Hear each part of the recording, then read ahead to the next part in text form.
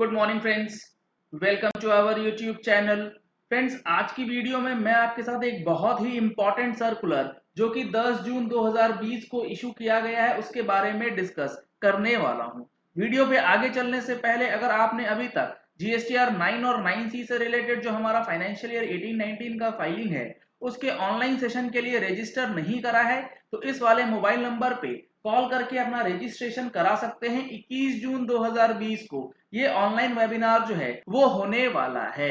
अब देखिए, जो सर्कुलर आया है बहुत ही इंपॉर्टेंट सर्कुलर, डायरेक्टर रेम्यूनरेशन के ऊपर जीएसटी लगेगी या नहीं उसके क्लैरिफिकेशन को लेकर के यहाँ पे चीजें बताई गई।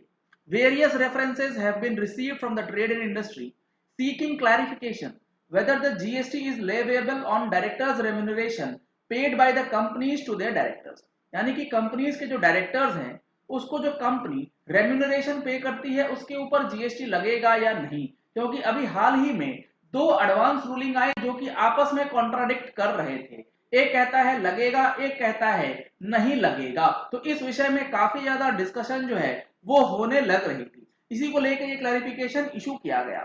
Doubts have been raised as to whether the remuneration paid by the companies to the directors fall under the ambit of Schedule 3 of the CGST Act। Schedule 3 के अंदर चीजें बताई गई हैं और वो सप्लाईज जो हैं उसको जीएसटी के स्कोप से बाहर रखा गया।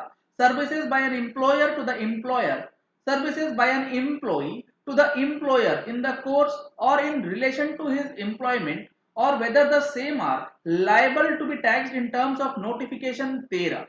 यानी कि डायरेक्टर्स को जो रेम्यूनरेशन दिया गया वो शेड्यूल 3 के इस एंट्री यानी कि एम्प्लॉई एम्प्लॉयर रिलेशन में आएगा या फिर नोटिफिकेशन 13 के अंदर जहां पे ये बताया गया था कि उसके ऊपर लाइबिलिटी बनेगी रिवर्स चार्ज की और उसकी टैक्सेबिलिटी जो है अकॉर्डिंगली देना पड़ेगा। तो इन दो पॉइंट्स को लेकर के काफी ज्यादा कंफ्यूजन जो है वो निकल के आया था, क्योंकि एक में टैक्स लगता एक में टैक्स नहीं बन रहा था। The issue of remuneration to directors has been examined under the following two different categories। यहां पे जो आपको वेरिफिकेशन करना है इस दो ग्राउंड पे करना है। पहला, leviability of GST on remuneration paid by the companies to the independent directors in terms of companies act और those directors who are not the employees of the said company.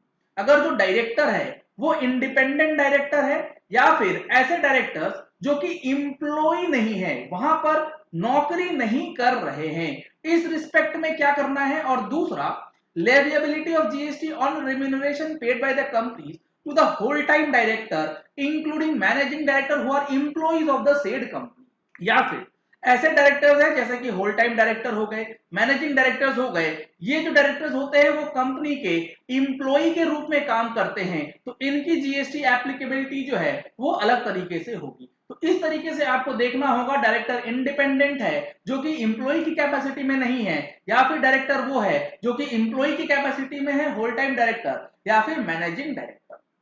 In order to ensure the uniformity, the board in the exercise of powers conferred under section 168 now hereby clarifies the following situation। इसमें सबसे पहले इन्होंने बताया है कि GST on remuneration paid by the companies to the independent directors और those directors who are not the employ, यानी कि एम्प्लॉय भी नहीं है, अगर वो इंडिपेंडेंट डायरेक्टर्स है तो क्या होगा। The primary issue to be decided is whether or not a director is an employ of the company.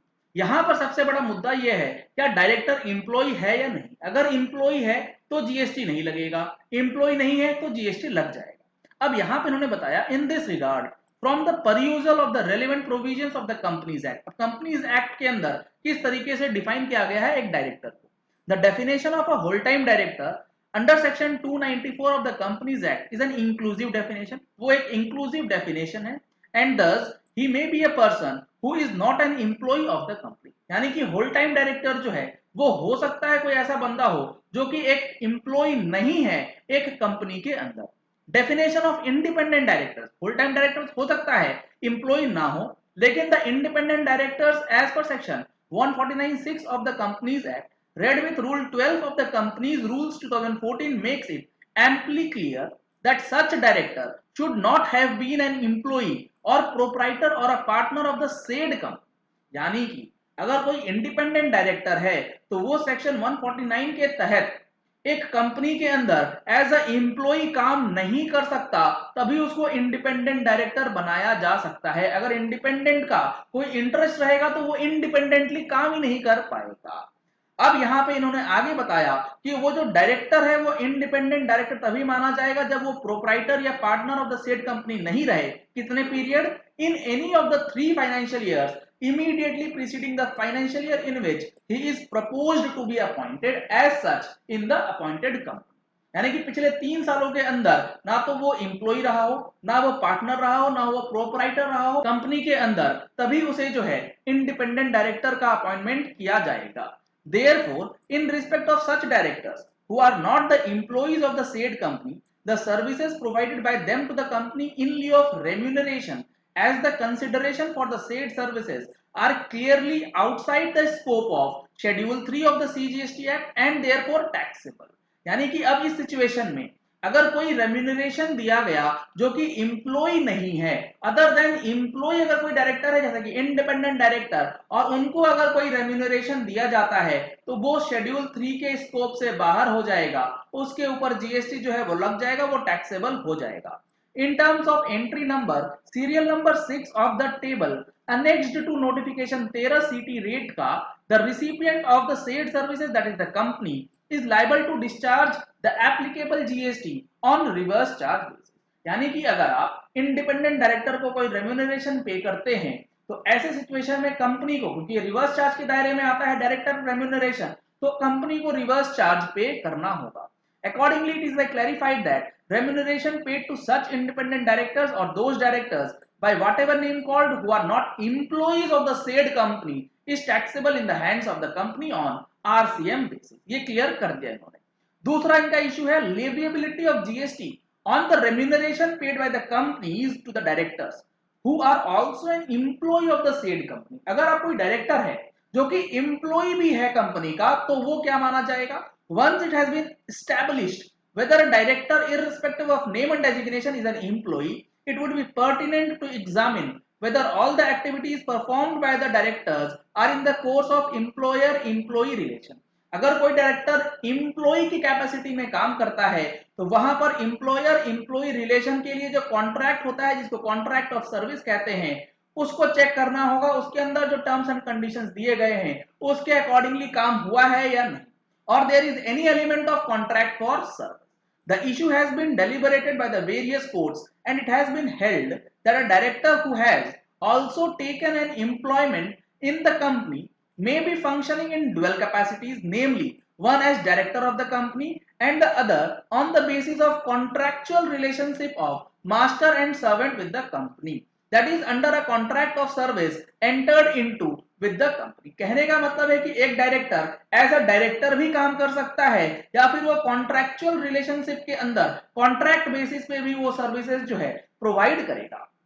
It is also pertinent to note that the similar identification and treatment of director remuneration is also present in the Income Tax Act। यहाँ पर Income Tax Act का भी जिक्र किया गया है, इसी तरीके का बाइफर्केशन वहां भी किया जाता है। Wherein the salaried paid, wherein the salaries paid to the directors are subject to TDS।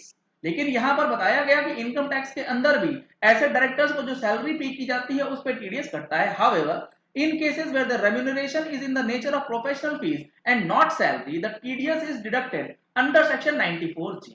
अगर वो कोई प्रोफेशनल सर्विसेज दे रहा है, कॉन्ट्रैक्ट ऑफ सर्विस के अंदर काम करता है, तो उस पे टीडीएस जो है सैलरी के अंदर ना कट के 94J में कटता है। Accordingly, it is clarified that the part of director remuneration which is declared as salaries in the books of company and subject to TDS under section 192 of the Income Tax Act are not taxable, being consideration of service by an employee to the employer in the course or in the relation to his employment in terms of Schedule 3 of CGST Act।